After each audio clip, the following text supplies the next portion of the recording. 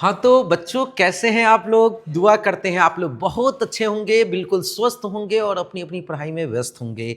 तो मैं आप लोग के बीच एग्ज़ाम के पॉइंट ऑफ व्यू को देखते हुए आप लोग की बेहतरीन रिजल्ट के स्कोरिंग के लिए शुरू से चैप्टर स्टार्ट कर रहे हैं, जिसमें आज फिजिक्स के हम चैप्टर 1 प्रकाश का परावर्तन से स्टार्ट करेंगे। प्रकाश के परावर्तन में आप देख लीजिए, जिसको इंग्लिश में रिफ्लेक्शन ऑफ लाइट कहते हैं, और रिफ्लेक्शन ऑफ लाइट में हम आज पार्ट 1 की तरफ चल रहे हैं बच्चों।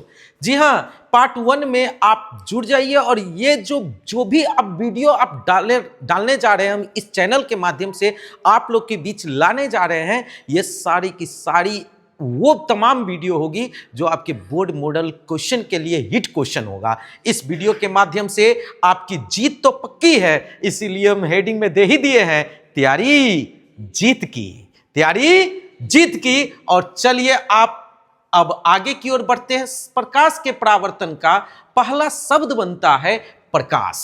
लाइट क्या है भाई? प्रकाश क्या है? जरा कॉमन सेंस लगाइए, कुछ रटने उठने की जरूरत है नहीं। प्रकाश हम किसको कहेंगे? तो वो माध्यम जिसके द्वारा हम किसी वस्तु को देख पाते हैं। भाई अगर प्रकाश न रहे तो वो जगह तो अंधेरा होगा, और अंधेरा होगा तो हम देख नहीं पाएंगे। यानी प्रकाश जो है ना, लाइट है एक ऐसा माध्यम जिसके माध्यम से हम किसी वस्तु को देख पाते हैं। तो आप इस कंसेप्ट को दिमाग में रख के आप इसका डिफिनीशन इजी वे में बता सकते हैं कि प्रकाश वो भौतिक माध्यम है जिसके माध्यम से हम किसी वस्तु को मुझे देखने की अनुभूति होती है या एहसास होता है, उसे प्रकाश कहते हैं। तो चलिए दोस्तों, प्रकाश से संबंधित हम तो समझ ही गए हैं कि भाई प्रकाश से हम किसी वस्तु को देख सकते हैं। हम लोग समझ रहे हैं कि प्रकाश एक ऐसा माध्यम है, एक ऐसा भौतिक माध्यम है जिसके द्वारा हम किसी वस्तु को देखने की अनुभूति या एहसास होती है, वह प्रकाश कहलाता है। लेकिन यहाँ पे क्वेश्चन समाप्त नहीं होगा, यहाँ से क्वेश्चन की शुरुआत होगी। आपको प्रकाश से संबंधित बोर्ड के एग्जाम में जो टॉप लेवल के ऑब्जेक्टिव क्वेश्चन बोर्ड मॉडल पूछे जाते हैं, वो असल में ये है कि प्रकाश क्या है। एक शब्द में आपसे पूछा जाएगा कि प्रकाश क्या है, तो आपको बताना है। ये क्वेश्चन बहुत ज्यादा पूछा जाता है कि प्रकाश एक ऊर्जा है। ये बाबू ये समझ लीजिए कि ये बोर्ड मॉडल ऑब्जेक्टिव क्वेश्चन के रूप में आपके एग्जाम में बहुत पूछे जाते हैं कि प्रकाश है कार्य, ऊर्जा, शक्ति, इनमें से कोई नहीं। क्या बोलेंगे? ऊर्जा। अब आ जाइए, क्वेश्चन ये भी है कि सबसे अधिक प्रकाश की चाल किस में होती है? तो ऑप्शन पे ध्यान देंगे। अगर उस ऑप्शन में निर्वात होगा तो याद रखिएगा, जहां कुछ नहीं है वहां वायु है, क्योंकि हम लोग वायुमंडल में निवास करते हैं। जहां कुछ भी नहीं है वहां वायु है, जहां वायु भी नहीं है उस स्थान को निर्वात स्थान कहते हैं। तो सबसे अधिक जो प्रकाश की चाल होती है वो निर्वात में होती है, और लगभग उसी के समान वायु में भी होती है। तो आपसे क्वेश्चन भी पूछा जाता है क्या कि सबसे अधिक प्रकाश की चाल किस में होती है, तो आंसर में देंगे निर्वात। अगर निर्वात ऑप्शन में नहीं रहेगा, अगर वायु रहेगी ऑप्शन में, तो वायु। ओके, और उसके बाद देख लेंगे कि घनत्व के हिसाब से ये दोनों नहीं है, तो घनत्व के हिसाब से कौन कौन पदार्थ दिया गया है। जो पदार्थ ज्यादा घनत्व वाला होगा उसमें प्रकाश की चाल कम होगी, और जो कम घनत्व वाले पदार्थ होंगे उसमें प्रकाश की चाल अधिक होगी। ठीक है, तो इसी के साथ मैं आपको बताऊं कि सबसे अधिक प्रकाश की चाल वायु या निर्वात में होती है और कितनी होती है। तो मैंने आपको बताया कि प्रकाश की चाल होती है 3 × 10⁸ मीटर प्रति सेकेंड। अगर मीटर प्रति सेकेंड की बात किया जाएगा तब, किलोमीटर प्रति सेकंड में बात करेंगे तो कितना? 3 × 10⁵ किलोमीटर प्रति सेकंड। जब न्यूमेरिकल के केस में चलेंगे तो इस चीजों को हम प्रूव भी करके आपको दिखाएंगे। ठीक है, अब आगे की ओर बढ़ते हैं। निर्वात में प्रकाश की चाल सबसे अधिक होती है, जो कि मैं आपको पहले ही कंफर्म कर दिया हूं। और आगे की ओर बढ़ते तो सबसे कठोर दुनिया का पदार्थ है हीरा। तो सबसे आसान माध्यम था निर्वात, जिसमें प्रकाश की चाल सबसे अधिक थी। सबसे कठोर पदार्थ है हीरा, तो हीरा में प्रकाश की चाल क्या होगी? तो सबसे कम होगी। हीरा में प्रकाश की चाल बच्चों क्या होगी? सबसे कम। ये क्वेश्चन याद रखिएगा, आप लोग भूलिएगा नहीं। बोर्ड के एग्जाम में ये सब एकदम सुनहरा क्वेश्चन है कि सबसे अधिक प्रकाश की चाल होती है हीरा में, वायु में, निर्वात में, कांच में। तो क्या बोलेंगे? क्वेश्चन को यही कंफ्यूजन है। सबसे अधिक प्रकाश की चाल किस में होती है? पहले दे दिया हीरा, आप लोग सीधा मार के टिक मार के आ जाइएगा हीरा। सर हीरा में टिक लगा दिए, खुश? तो हाँ सर बिल्कुल हैप्पी है। लेकिन भाई हीरा में तो सबसे कम प्रकाश की चाल होती है। बच्चे आए एकदम ठोक के बोले कि सर जी 100 में 100 100% लिख के आए हैं, 100% मार्क्स आएगा। लेकिन जैसे ही कॉपी चेक करवाया कि भाई कैसे क्या है, क्वेश्चन जैसे कि सामने लाया तो उसके माध्यम से देखे कि भाई सबसे अधिक प्रकाश की चाल कह रहा है। हाँ हाँ सर हीरा हीरा। रे बेवकूफ, हीरा नहीं, हीरा में तो सबसे कम प्रकाश की चाल होती है। क्यों? क्योंकि हीरा सबसे घनत्व वाला पदार्थ है, सबसे कठोर वाला पदार्थ है, इसीलिए हीरा में प्रकाश की चाल सबसे कम हो जाती है। और सबसे अधिक प्रकाश की चाल किस में होती है? वायु में। क्यों? क्योंकि वो सरल माध्यम है, निर्वात उससे भी सरल माध्यम है। अगर निर्वात और वायु दोनों दिया रहेगा तो हम किसको सेलेक्ट करेंगे? निर्वात को। ये बोर्ड मॉडल ऑब्जेक्टिव क्वेश्चन है जो आपके एग्जाम में बराबर पूछे जाते हैं। ठीक है, अब एक और सबसे बड़ा क्वेश्चन और सबसे सरल क्वेश्चन, सबसे बड़ा प्रकाश का स्रोत। सुनिए, प्रकाश का स्रोत आया, यानी कि वैसा सोर्स जो प्रकाश उत्सर्जित करता हो। अगर आप मोमबत्ती को जलाते हैं ना तो मोमबत्ती भी प्रकाश का स्रोत कहलाएगा। बल्ब जलाते हैं ना, बल्ब भी प्रकाश का स्रोत कहलाएगा। तो दुनिया में सबसे बड़ा यदि प्रकाश का स्रोत पूछ देंगे तो क्या जवाब देंगे? आप जरा घर बैठे बैठे हमको आप कमेंट बॉक्स में उसका आंसर बोल सकते हैं कि क्या बोलेंगे? सूर्य। सूर्य सबसे बड़ा प्रकाश का क्या है? स्रोत है। सूर्य सबसे बड़ा प्रकाश का स्रोत है। अब आ जाइए बच्चों, इसी के साथ हम आपको लेकर और आगे की ओर बढ़ते हैं। मैंने आपको प्रकाश से संबंधित ऑब्जेक्टिव बताया है कि प्रकाश क्या है, एक शब्द में पूछ दे। अगर परिभाषा पूछेगा तो आप बोल सकते हैं कि प्रकाश वो भौतिक माध्यम है जिसके माध्यम से मुझे किसी वस्तु को देखने की अनुभूति या एहसास होता है, उसे प्रकाश कहते हैं। पूछ दे कि प्रकाश क्या है, एक शब्द में ऑब्जेक्टिव क्वेश्चन, तो प्रकाश एक ऊर्जा है। सबसे अधिक प्रकाश की चाल किस में होती है? तो निर्वात में होती है। कितनी होती है? तो 3 × 10⁸ मीटर पर सेकेंड या 3 × 10⁵ किलोमीटर पर सेकेंड, निर्वात और वायु में। अब पूछ देगा सबसे कम प्रकाश की चाल किस में होती है? तो क्या बोलेंगे? हीरा में। किस में? हीरा में। अब मैं आपसे एक और क्वेश्चन पूछूंगा कि सबसे बड़ा प्रकाश का स्रोत किसे माना जाता है? तो सूर्य को माना जाता है मेरे बच्चों। अब इसी के साथ प्रकाश में आगे की ओर बढ़ेंगे और उसी के साथ हम आपके बीच स्टार्ट करने जा रहे हैं प्रकाश से जुड़ा हुआ क्वेश्चन, जिसका नाम है किरण। क्या नाम है बच्चों? किरण। ये किरण क्या है? जिसको हम लोग रे के नाम से भी जानते हैं। ठीक है, तो किरण क्या है? तो प्रकाश जब गमन करती है तो अपनी उसकी एक दिशा होती है, इसीलिए प्रकाश के गमन पथ की दिशा को, प्रकाश के गमन पथ की दिशा को किरण कहते हैं, जिसको आप इस तरीके से एरो मार्क के साथ दर्शा सकते हैं। एरो मार्क के साथ दर्शा सकते हैं। और ये किरण सीधी रेखा में गमन करती है और किसी से कण से टकरा के तिरछी होती है। यानी पूछ दे आपसे कि प्रकाश किस दिशा में गमन करती है तो क्या बोलेंगे? सीधी या समानांतर। सीधी या समानांतर। ये कितने प्रकार के होंगे? 2 प्रकार के, सीधी किरण और तिरछी किरण। क्या बोलेंगे? सीधी किरण जो सीधी समानांतर रूप से जो है कि गमन करेगी, और दूसरा क्या? तिरछी किरण जो किसी कण से टकराकर उसका डायरेक्शन चेंज हो जाएगा। याद रखिएगा, किरण में एक खास चीज आप लोग को देखने को मिल रहा होगा, इसको कभी आप लोग इग्नोर मत कीजिएगा, ये है डायरेक्शन। किरण में दिशा को दर्शाना बहुत ही महत्वपूर्ण माना जाता है। आप किरण दे दिए, अगर इसको हम इस तरीके से दे दिया, पूछेंगे किरण है क्या, आप जवाब देंगे ये किरण है? नहीं। क्यों? क्योंकि इसके गमन पथ की दिशा को नहीं दर्शाया गया। ये दिशा दे दिए, दिशा देने के बाद ये किरण माना जाएगा। बात समझे? अगर हम पूछ दे किरण है, किरण है बुआ? क्यों नहीं है? क्योंकि इसमें दिशा नहीं थी। अब बताइए किरण है?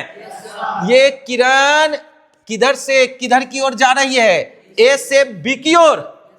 ए से बी की ओर नहीं सर, बी से ए की ओर। बी से अगर मान लीजिए इस बिंदु को ए मान ले, इस बिंदु को बउआ जी बी मान लेते हैं, तो ये जो किरण है, किरण नंबर इसको हम मान लीजिए ए मान लिए और इसको किरण नंबर बी मान लिए, तो इस दोनों में ए और बी में आप बताएंगे पहले हम ए की चर्चा करते हैं।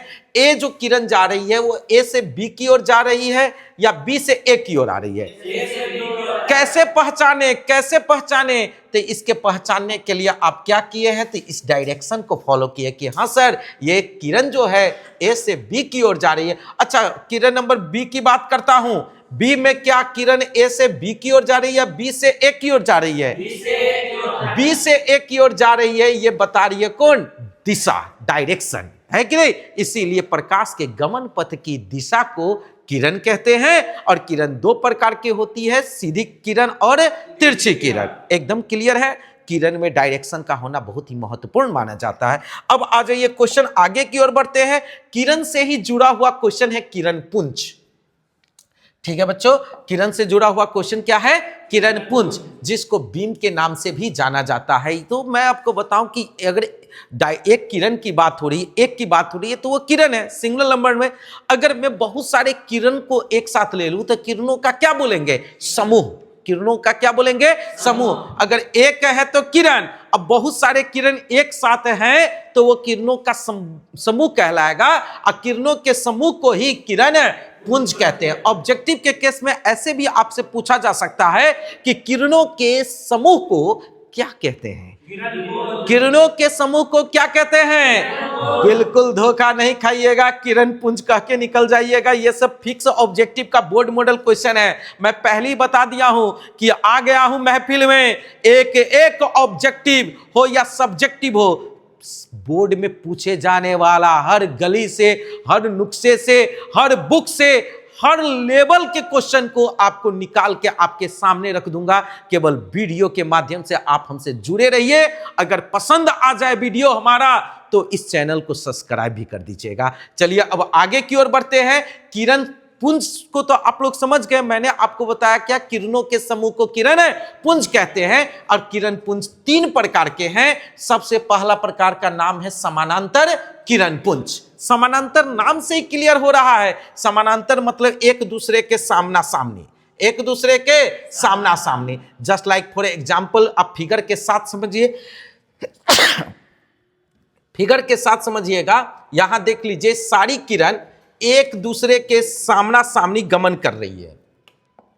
एक दूसरे के सामना सामनी क्या कर रही है? गमन कर रही है। सबका डायरेक्शन देख लीजिए, आपको सबका डायरेक्शन एक दूसरे के सामना सामनी है और ए से बी की ओर जा रही है। मतलब किरणों का तो समूह है ही, लेकिन ये सारे किरण ए से बी की ओर एक दूसरे के समानांतर गमन कर रही है। यानी एक दूसरे के समानांतर गमन करने वाली किरणों के समूह को, एक दूसरे के समानांतर गमन करने वाली किरणों के समूह को समानांतर किरण पुंज कहते हैं। अब मैं आगे की ओर बढ़ता हूं। दूसरा है अभिसारी किरण पुंज। अभिसारी शब्द को दिमाग में रखिएगा। अभिसारी और अपसारी ये वो शब्द हैं जो आपको आगे भी दर्पण में समझने हैं। लेंस में कौन सा अभिसारी दर्पण है, कौन अपसारी दर्पण है, कौन अभिसारी लेंस है, कौन अपसारी लेंस है। तो आज मैं आपको अभिसारी का अर्थ समझाता हूं। पहले अभिसारी शब्द का अर्थ समझिए। अभिसारी शब्द बना है अभिसरित से। अभिसरित से, अभिसरित शब्द का निर्माण हुआ। अभिसरित का मतलब होता है एकत्रित करना। अभिसरित का अर्थ क्या होता है? एकत्रित करना, एकत्रित करना। बात समझे कि नहीं? यानी कि वैसा। और अभिसारी शब्द के साथ आ गया किरण पुंज, यानी कि किरणों का समूह। यानी ये वो चीज है जिसमें क्या होगा कि बहुत सारी किरणें किसी एक बिंदु पर एकत्रित होगी। मेरे बच्चों, मैं आपको जो बता रहा हूं आप फिगर के साथ समझिए। ये जितने भी किरण देख रहे हैं, ये सारे के सारे किरणों का, अगर ये मान लीजिए ए बिंदु मान ले, इसको, इस बिंदु को हम ए मान लें, तो ये क्या हो रहा है? ये जितनी भी किरण है, सारी की सारी किरणें क्या हो रही है? बिंदु ए पर आकर एकत्रित हो रही है। बिंदु ए पर आकर क्या हो रही है? एकत्रित हो रही है। जब किसी एक बिंदु पर आकर एकत्रित हो जाए, ऐसे किरणों के समूह को अभिसारी किरण पुंज कहेंगे। अभिसरित होना यानी एकत्रित होना, इसी किरणों के समूह को अभिसारी किरण पुंज कहेंगे। क्या समझने में दिक्कत हो रही है आप लोग को? मैंने क्या बोला है कि किरण पुंज में वैसी किरण पुंज जो किसी एक बिंदु पर आकर एकत्रित हो, यानी किसी एक बिंदु पर एकत्रित होने वाली किरणों के समूह को अभिसारी किरण पुंज कहेंगे। और फिगर को दिमाग में रखिएगा, खास तौर पे अगर फिगर को आप दिमाग में रख लेते हैं तो डिफिनीशन में कोई ही दम नहीं है। और ये सब क्वेश्चन आपको 2 मार्क्स में भी पूछे जा सकते हैं, इसमें से ऑब्जेक्टिव निकाल के भी आपके बोर्ड के एग्जाम में पूछे जा सकते हैं। तो चलिए आगे की ओर बढ़ते हैं। यानी अभिसारी शब्द के बाद आप समझे किसके बारे में? अपसारी। अपसारी किरण पुंज। कौन सा किरण पुंज बच्चों? अपसारी। अपसारी किरण पुंज। अपसारी किरण पुंज किसे कहेंगे? तो अपसारी शब्द का अर्थ समझिए। अपसारी। अपसारी। अपसारी शब्द का अर्थ हुआ कि किसी एक बिंदु से पसारी मतलब पसर जाना। पसर जाना यानी फैल जाना। पसर जाना यानी फैल जाना। हम लोग के लोकल भाषा में अगर बात कहिएगा तो आप कपड़े साफ करने के बाद मम्मी जरूर पूछ देती है कि बउआ कपड़ा पसार लिया? कपड़ा पसार लिया? कपड़ा पसार लिया मतलब पसारी। पसारी जस्ट लाइक फैलाना, है कि नहीं? तो इसीलिए मैं बोलूंगा क्या कि किसी एक बिंदु से फैलने वाली, किसी एक बिंदु से फैलने वाली किरणों के समूह को, किसी एक बिंदु से फैलने वाली किरणों के समूह को अपसारी किरण पुंज कहते हैं। एकदम क्लियर है आपको? मैं इसका फिगर, आप एक बार फिगर पर नजर डाल दीजिएगा तो एकदम 100% मुझे विश्वास है कि 100% आपको समझ में आ जाएगा। अगर इस बिंदु को हम बी मान ले तो बी से देखिए ये जितनी भी किरणें हैं ये सारी की सारी किरणें बिंदु बी से क्या हो रही है? फैल रही है। बिंदु बी से फैल रही है, इसीलिए किरणों के इस समूह को अपसारी किरण पुंज कहेंगे। बच्चों मैं अब किरण पुंज को एक बार फिर से हाईलाइट करता हूं। मैंने बोला है कि किरणों के समूह को किरण पुंज कहते हैं। किरण पुंज 3 प्रकार के हैं: समानांतर किरण पुंज, अभिसारी किरण पुंज, अपसारी किरण पुंज। एक दूसरे के समानांतर गमन करने वाली किरणों के समूह को समानांतर किरण पुंज कहते हैं। किसी एक बिंदु पर एकत्रित होने वाली किरणों के समूह को अभिसारी किरण पुंज कहते हैं। और किसी एक बिंदु से फैलने वाली किरणों के समूह को क्या कहते हैं? अपसारी किरण पुंज। एकदम मुझे उम्मीद नहीं, पूरा विश्वास है कि आप लोग को हमारे पढ़ाने का जो कंसेप्ट है वो एकदम क्लियर जा रहा होगा। यदि फिर भी आप लोग को यदि कोई दिक्कत हो समझने में तो आप कमेंट बॉक्स में जरूर बोल दें। हम अगले वीडियो में आपके जो भी डिमांड रहेंगे उस सारे डिमांड को पूरा करते हुए आगे बढ़ेंगे। ठीक है, अब आगे बढ़ते हैं। अगला टॉपिक है, और आप लोग के दिमाग में कोई टॉपिक ऐसा हो जो आप लोग को कंप्लीट नहीं हुआ हो और वीडियो के माध्यम से चाहते हैं कि उस कंप्लीट टॉपिक को भी कंप्लीट कर लें, तो आप वो कमेंट बॉक्स में आप डाल सकते हैं। मैं आगे चलकर आपको अपने जो है कि व्हाट्सएप चैनल के माध्यम से भी आप लोग को जोड़ने का काम करूंगा। और उसमें आपको टेलीग्राम चैनल, व्हाट्सएप चैनल के माध्यम से ये जितने भी आप वीडियो देख रहे हैं ना, इसका हम आपको PDF जो है कि आपको अवेलेबल भी करवा देंगे। घर बैठे बैठे आप बुक के माध्यम से सेल्फ स्टडी भी कर सकते हैं, आप वीडियो के माध्यम से उस कंसेप्ट को क्लियर भी कर सकते हैं। और हर तरीके से हम आपके साथ जुड़ चुके हैं। तो आप देर न करें, बोर्ड की तैयारी में बेहतरीन नंबर लाने के लिए आपका ये अंतिम आपके लिए ऑप्शन है कि आप इसके माध्यम से बेहतरीन रिजल्ट लाने का टारगेट बना लीजिए। किसी भी गांव में हैं आप, किसी भी शहर से बिलोंग करते हैं, आप घर बैठे बैठे इस पूरे कंसेप्ट को क्लियर करें। मैं जल्दी आपको ये सारा कंटेंट, लिखित कंटेंट आपको जो है टेलीग्राम चैनल के माध्यम से और व्हाट्सएप चैनल के माध्यम से आपको अवेलेबल कर दूंगा। बस आप इधर वीडियो देख के इस कंसेप्ट को क्लियर करें और चैनल वो जो आपको PDF आपको मिलेगा उसके माध्यम से उस तैयारी को और मजबूत करके बोर्ड में बैठे और सुपर रिजल्ट लावे। मैं आपको अपने संस्थान का कुछ ऐसे भी दृश्य दिखाऊंगा टॉपरों का, जिससे आपको पूरी की पूरी विश्वास, जो बच्चे हमको जान रहे हैं वो तो इस चीज को समझेंगे, जो नहीं जानते हैं वो हमारे रिजल्ट को समझ के ये अनुमान लगा सकते हैं कि वास्तव में ये तैयारी हम लोग के लिए रंग ला सकती है। मैंने कई बार साइंस के एग्जाम में 100 में 100% भी दिया है। इसीलिए आप लोग हमसे जुड़िए और अपने तैयारी को 4 चांद लगा सकते हैं। जितनी आपकी तैयारी है उस तैयारी को और बेहतर बना सकते हैं। तो चलिए बच्चों आगे की ओर बढ़ते हैं। मैं आपसे पदार्थ के बारे में कंसेप्ट क्लियर करूंगा कि प्रकाश के दृष्टिकोण से तीन तरह के पदार्थ होते हैं।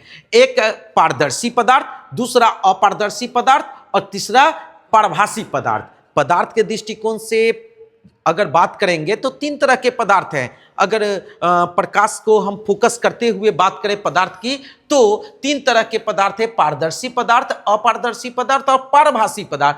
पारदर्शी, सबसे पहला पारदर्शी और अपारदर्शी को समझिए। मैं आपको यहां क्लियर करता हूं पारदर्शी और अपारदर्शी। पारदर्शी, पार मतलब आर पार, अब पदार्थ है, मैटर। दूसरा अपारदर्शी, यानी कि ऐसा पदार्थ जिससे आर पार, दर्शी यानी देखना, न हो, यानी कि जिस पदार्थ के माध्यम से आर पार नहीं देखा जा सके। पारदर्शी यानी कि वैसा पदार्थ जिससे आर पार दिखाई दे सके। पार मतलब आर पार, दर्शी मतलब देखना, पदार्थ यानी पदार्थ। वैसा पदार्थ जिससे आर पार दिखाई दे सके, ऐसे पदार्थ को पारदर्शी पदार्थ कहते। भाई आर पार कैसे दिखाई देगा? दिखाई देने के लिए तो माध्यम है प्रकाश, यानी कि वैसा पदार्थ जिससे आर पार देखने के लिए प्रकाश की किरण को भी आर पार जाना होगा। जिस पदार्थ से होकर प्रकाश की किरण आर पार जाएगी, उसी पदार्थ से हम आर पार की वस्तु को भी देख पाएंगे। अब भाई भक्ता थोड़ी ना हो कि कहीं से कहीं देख लोगे, राइट? आप जो हैं, हमारी जो आंखें हैं, वही चीजों को देखेगी जहां प्रकाश पहुंच पाएगा, और जहां प्रकाश पहुंचेगा उस तमाम वस्तु को हमारी आंखें प्रतिबिंब बना के उसको हम लोग देख सकते हैं। इसीलिए प्रकाश के जाने के लिए कोई भी पदार्थ अगर बीच में आती है, अगर उस पदार्थ से होके प्रकाश की किरण आर पार कर जाती है, जैसे कांच को हम अगर ले लेते हैं, कांच से होके प्रकाश की किरण आर पार कर गई तो हम वस्तु आर पार की भी देखेंगे। और कांच के एक सतह को पेंट कर देंगे, बन गया वो दर्पण। दर्पण से होके क्या आर पार की वस्तु दिखाई देगी? नहीं देगी। प्रकाश की किरण आएगी परावर्तक सतह पे, वहां से टकरा के परावर्तित होगी, आर पार नहीं जाएगी, तो आर पार की वस्तु भी दिखाई नहीं देगी। यानी कि वैसा पदार्थ जिससे होकर प्रकाश की किरण आर पार गमन करती है उसे पारदर्शी पदार्थ कहते हैं। और पारदर्शी पदार्थ जैसे प्रकाश की किरण आर पार गमन करती है, जिससे आर पार की वस्तु स्पष्ट दिखाई देती है, जैसे शुद्ध जल ले लीजिए, कांच ले लीजिए, गंगा जल ले लीजिए, है कि नहीं, साफ जल ले लीजिए, है कि नहीं। तो ये तमाम जो पदार्थ है जिससे हम आर पार देख पाते हैं, क्योंकि आर पार की वस्तु, आर पार प्रकाश की किरण जाती है। लेकिन वही दीवार ले लीजिएगा तो प्रकाश की किरण आएगी, दीवार से टकरा के परावर्तित हो जाएगी, आर पार वो होगी क्या? नहीं होगी। इसीलिए आर पार जब नहीं होगी तो आर पार की वस्तु दिखाई नहीं देगी। उसे हम कौन पदार्थ कहेंगे? अपारदर्शी पदार्थ। कौन पदार्थ कहेंगे? अपार, यानी वैसा पदार्थ जिससे होकर प्रकाश की किरण आर पार गमन न करे। वैसा पदार्थ जिससे प्रकाश की किरण आर पार गमन नहीं करती है, जिसे आर पार की वस्तु दिखाई नहीं देती है, उसे अपारदर्शी पदार्थ कहते हैं। जैसे दीवार, जैसे दर्पण, जैसे पत्थर, जैसे चदरा, जैसे प्लाई, ये सब क्या है? अपारदर्शी पदार्थ है। लेकिन मैं बात करूं यदि पारदर्शी पदार्थ का, तो वैसा पदार्थ, कैसा पदार्थ? वैसा पदार्थ जिससे प्रकाश की किरण आर पार गमन करती हो, जिससे आर पार की वस्तु स्पष्ट दिखाई देती हो, उसे पारदर्शी पदार्थ कहते हैं। जैसे शुद्ध जल, जैसे साफ जल, जैसे कांच, ये सब कैसा पदार्थ है? पारदर्शी पदार्थ है। अब इसी के साथ एक भाई साहब इधर इंतजार में है कि सर जी हमको भी समझा दीजिए, पारभासी पदार्थ बोल रहा है कि हम काहे लेट कर रहे हैं, ये दोनों को साथे साथे खींच रहे थे। इसका नेटवर्क थोड़ा अलग है, इससे ये समझिए ना, बीच वाला चीज है, बीच वाला। जैसे कि आप समझ रहे होइएगा कि ये अलग जेंडर है जिसमें दोनों गुण है, पारदर्शियों का, अपारदर्शियों का, दोनों गुण एक साथ शामिल है। मतलब सर, मतलब ऐसा पदार्थ जिससे होकर प्रकाश के किरण तब बोझे के बोझे गया है, उस पे मतलब भर भर के गया, लेकिन उस पदार्थ से टकरा के कुछ किरण जो है आर पार हो गया, अब बाकी सब किरण टकरा के वापस आ गया। तो जो कुछ किरण आर पार होगा तो कुछ न दिखाई देगा, पूरा का पूरा रोशनी आर पार जाता तो एकदम फ्रेश फ्रेश दिखाई देता। लेकिन कण के किरण आर पार गया, थोड़ा सा किरण आर पार गया तो थोड़ा ही दिखाई देगा आर पार की वस्तु। बात समझ में आ रहा है ना? यानी कि थीन पेपर ले लीजिए, तो थीन पेपर में देखिएगा क्या कि अगर किसी थीन पेपर को किसी छपाई के अक्षर के ऊपर रख दीजिएगा तो छपाई का अक्षर पूरा पूरा क्लियर नहीं दिखाई देगा, 100% एकदम साफ सुथरा में नहीं दिखाई देगा। लेकिन थीन पेपर से आपको दिखाई देगा, आर पार दिखाई देगा, लेकिन पूरा साफ साफ नहीं दिखाई देगा, मतलब धुंधला दिखाई देगा। क्यों धुंधला दिखाई दिया? तो किरणों का, बहुत सारी किरणों का कुछ भाग ही आर पार हुआ, यानी आंशिक भाग ही आर पार हुआ। ऐसे पदार्थ को पारभासी पदार्थ कहते हैं। आप लोग तो नहीं पता, आप तो लाइट बल्ब में पढ़ने वाले स्टूडेंट हैं। हम लोग के टाइम में जो है कि लालटेन वगैरह का उस समय ज्यादा प्रचलन था, है कि नहीं? तो उसमें कभी कभी होता था क्या कि कॉपी पर तेलो गिर जाता था किसी न किसी कारण से, है कि नहीं? डिबिया उबिया तेल है कि नहीं, उस सब टाइप का माहौल था। तो उसमें क्या था कि अगर आप लोग देखे होइएगा किसी कारणवश यदि आपके किसी कॉपी पर या किताब पर तेल गिर गया होगा, तेल लगा हुआ जो कागज बन जाता है, उससे देखिएगा क्या कि उसमें जो है ना आर पार की वस्तु धुंधली दिखाई देने लगती है। अगर कांच है, कांच अगर एकदम साफ सुथरा है तो आर पार किरण स्पष्ट रूप से आर पार होगी, जिससे स्पष्ट रूप से वस्तु दिखाई देगी। लेकिन कांच को अगर घिस दीजिएगा तो किरणों का समूह तो जाएगा, लेकिन आंशिक भाग ही आर पार होगा। तो घिसा हुआ कांच से भी वस्तु धुंधली दिखाई देती है। गंदा जो जल होगा, गंदा, गंगा न गंदा जो जल होगा, उससे भी देखिएगा कि प्रकाश की किरण जब जाती है तो आर पार जब जाएगी तो उससे वस्तु धुंधली दिखाई देने लगती है। यानी कि मैंने बोला क्या, वैसा पदार्थ जिससे होकर प्रकाश की किरणों का, वैसे पदार्थ जिससे होकर प्रकाश की किरणों का आंशिक भाग ही आर पार गमन होती है, जिससे आर पार की वस्तु धुंधली दिखाई देती है, उसे हम बच्चों क्या कहेंगे? पारभासी पदार्थ। पारभासी पदार्थ के उदाहरण बड़े महत्वपूर्ण होते हैं। ये क्वेश्चन के उदाहरण बड़े महत्वपूर्ण हैं। पूछ देगा कि थीन पेपर निम्न में से कैसा पदार्थ है? पारदर्शी, अपारदर्शी, पारभासी, इनमें से कोई नहीं। क्या बोलोगे? पारभासी। बोल देगा गंदा जल, गंदा, गंदा जल कैसा पदार्थ है? पारदर्शी, अपारदर्शी, पारभासी, इनमें से कोई नहीं। पूछ देगा तेल लगा हुआ कागज निम्न में से कैसा पदार्थ है? पारदर्शी, अपारदर्शी, पारभासी, इनमें से कोई नहीं। क्या बोलोगे? पूछ देगा शुद्ध जल कैसा पदार्थ है? पारदर्शी, अपारदर्शी, पारभासी, इनमें से कोई नहीं। क्या बोलेंगे? पारदर्शी पदार्थ। आप लोग लाइन नेटवर्क में आ रहे हैं। अब मैं आप लोग से बात करूं कि दीवार, दीवार कैसा पदार्थ है? पारदर्शी, अपारदर्शी, पारभासी, इनमें से कोई नहीं। क्या बोलोगे?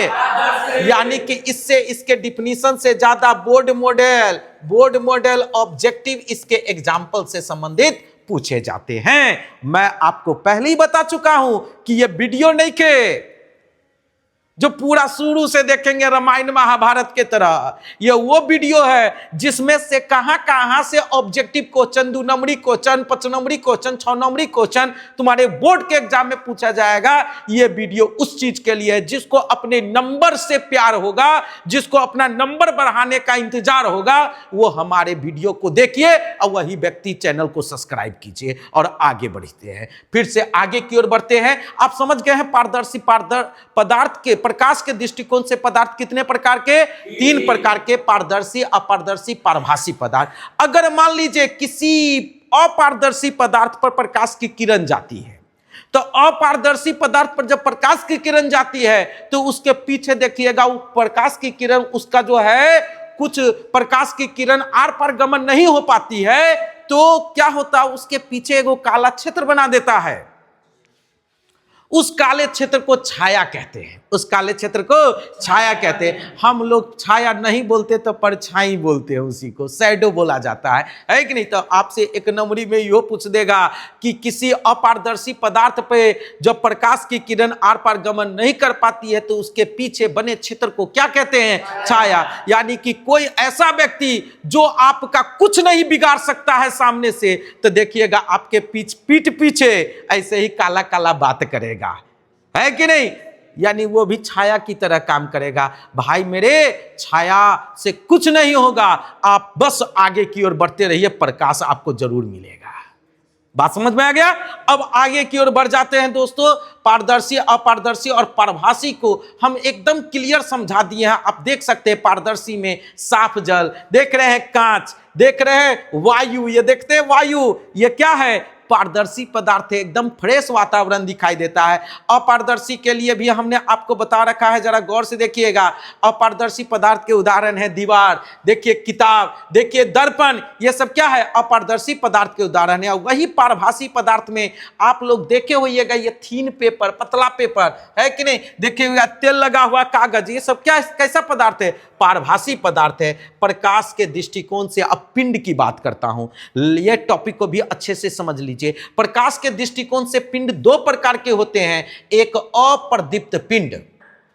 प्रकाश के दृष्टिकोण से पिंड कितने प्रकार के होते हैं, दो प्रकार के होते हैं, एक अप्रदीप्त पिंड और दूसरा है प्रदीप्त पिंड, या प्रदीप्त पिंड का ही एक और नाम है दीप्तिमान। प्रदीप्त पिंड का ही दूसरा नाम है दीप्तिमान। प्रदीप्त पिंड, प्रदीप्त पिंड को पहले समझिए।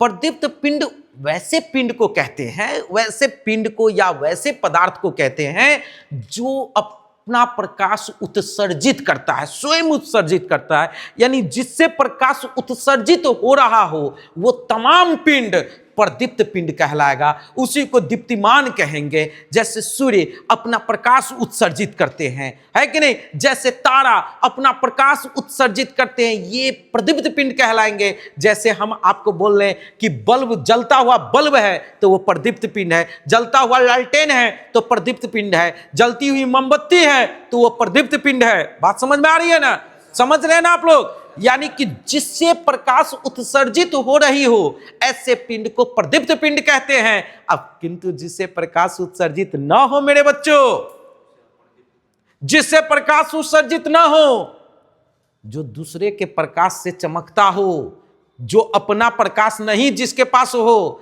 ऐसा पिंड अप्रदीप्त पिंड कहलाता है। जैसे देख लीजिए ना चंदा मामा, चंदा मामा के पास अपना कोई प्रकाश नहीं है, वहां वायुमंडल ही नहीं है, वो सूर्य के प्रकाश से चमकती है भाई। तो इसीलिए हम उन्हें अप्रदीप्त पिंड कहेंगे। बल्ब बोल दे, सीधे बल्ब बोल दे, जलता हुआ बल्ब नहीं बोल रहे हैं। बल्ब रोशनी तो नहीं देगा ना जब तक वो जलेगा नहीं, लालटेन रोशनी नहीं देगा जब तक वो जलेगा नहीं, दिया रोशनी जब तक नहीं जलेगी तब तक रोशनी नहीं दे सकती। तो जिससे रोशन हो, जिससे प्रकाश उत्सर्जित हो, वो प्रदीप्त पिंड है। और जो प्रकाश उत्सर्जित न करे, जिसका अपना स्वयं का प्रकाश न हो, उसे अप्रदीप्त पिंड कहते हैं। एकदम क्लियर। अप्रदीप्त पिंड के उदाहरण है बल्ब, लालटेन, दीपक, है कि नहीं, चांद, है कि नहीं, तो ये पृथ्वी, ये सब क्या है, अप्रदीप्त पिंड है। लेकिन वे पिंड जो स्वयं अपना प्रकाश उत्सर्जित करता हो, वो सभी कौन पिंड है, प्रदीप्त पिंड है। जैसे मैं आपको बताऊं प्रदीप्त पिंड के उदाहरण कौन कौन हो जाएंगे, सूर्य, तारा, जुगनू, जलता हुआ बल्ब, जलती हुई मोमबत्ती, जलती हुई अगरबत्ती, जलती हुई धूपबत्ती, जलता हुआ कुछ भी, केवल जलता हुआ व्यक्ति नहीं, जलता हुआ इंसान छोड़ के बाकी सब प्रदीप्त पिंड है, जलता हुआ। बात समझे कि नहीं, जलता हुआ इंसान छोड़ के यहां जमाने में जलने वालों की कमी नहीं है। थोड़ा सा आप तरक्की कर लीजिए, जलने वाली की संख्या ऑटोमेटिक बढ़ने लगेगी, तो उनको प्रदीप्त पिंड में काउंटिंग नहीं कीजिएगा, वो प्रदीप्त पिंड नहीं है। प्रदीप्त पिंड बस वो है जिनका अपना स्वयं का प्रकाश है, जो इसका अपना स्वयं का प्रकाश है, वो प्रदीप्त पिंड है। और एग्जाम्पल भी समझ गए हैं तो हम आपको एक भगजोगिनी का नाम सुने होइएगा, आप लोग सुने हैं कि नहीं सुने हैं, तो वो भगजोगिनी क्या है, क्या है, प्रदीप्त है कि अप्रदीप्त, प्रदीप्त है कि नहीं, याद रखिएगा। अप्रदीप्त में चांद है, पृथ्वी है, ये बल्ब है, जल नहीं रहा अभी, है कि नहीं। अब आ जाइए प्रदीप्त पिंड में, प्रदीप्त पिंड में देख लीजिए सूर्य है, क्या है, तारा है, जलता हुआ बल्ब है, ये सब क्या है, प्रदीप्त पिंड। भगजोगिनी जिसको जुगनू भी बोलते हैं, है कि नहीं, वो भी क्या है, प्रदीप्त पिंड है। बुआ जी अब जुगनू का नाम जब भी प्रदीप्त पिंड में लेता हूं ना, तो मुझे एक स्टोरी याद आ जाती है कि हम अपने एक छोटे से जो है 3 साल का मेरा एक भतीजा है, उसके साथ हम छत पे सोए थे। और जब उसको मच्छर काट रहा था तो एक तौलिया उड़ा दिए, है ना। तौलिया था क्या कि मुंह ढकते थे तो पैर में काटता था, पैर ढकते थे तो मुंह में काटता था। उसको सुकड़वा के जो है कि पैर और मुंह दोनों को जो है कि ढक दिए। अब मेरा भतीजा भी जो है कि पीछे नहीं हटा, एक बार जो है वो अपने टॉवेल को हटा के देखा, तब हमको फिर जगाया। और उतनी नींद में बहुत बार बार जगाने से बिना नींद डिस्टर्ब हो रहा था। बोले क्या है, काहे तुम इतना परेशान कर रहे हो बेटा। तो वो तुरंत बोला कि चचा चचा अंकल ऐसा है ना कि जो मच्छर हमको काट रहा था ना, हम पूरा ढक लिए हैं, तो वो अब हमको टॉर्च जला के खोज रहा है कि नहीं। भगजोगनी को लेके वो बोल रहा था। तो याद रखिएगा कि भगजोगनी का अपना प्रकाश है और वो प्रदीप्त पिंड है, याद रहेगा। मुझे उम्मीद नहीं, पूरा विश्वास है कि आज का क्लास ये पूरे प्रकाश का आप लोग को समझ में आ गया होगा। और ऐसे ही आप एक एक टॉपिक, प्रत्येक चैप्टर के अंदर जितने भी टॉपिक है एक एक करके मैं सारा वीडियो दूंगा। नेक्स्ट टॉपिक मेरा रहेगा इस, जैसे पहला टॉपिक था प्रकाश से जुड़ा हुआ total subjective objective question. Second topic मैं आपको देने वाला हूं जिस पे एक बार आप नजर जरूर दीजिए। आपको देखने ही से समझ में आ गया होगा कि सर पूरी तैयारी के साथ उतरे हैं और आप लोग को बेहतरीन बोर्ड की तैयारी जो है कि करवा के ही दम लेंगे। तो नेक्स्ट टॉपिक है मेरा ये चैप्टर जो आप देख रहे हैं ना, प्रकाश का परावर्तन।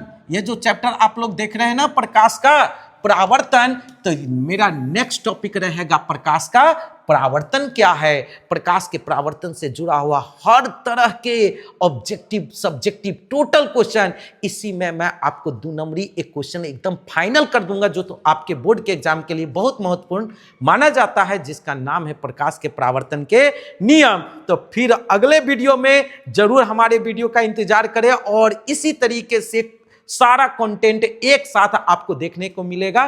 फिर मिलते हैं अगले क्लास में। यदि हमारा वीडियो आप लोग को अच्छा लगा हो तो जरूर लाइक कमेंट करें। अगर आपको लग रहा है कि यह चैनल आपके फ्यूचर को बदल सकता है तो इस चैनल को सब्सक्राइब करें और ऐसे ही हमसे जुड़े रहें। जय हिंद, जय बिहार। धन्यवाद।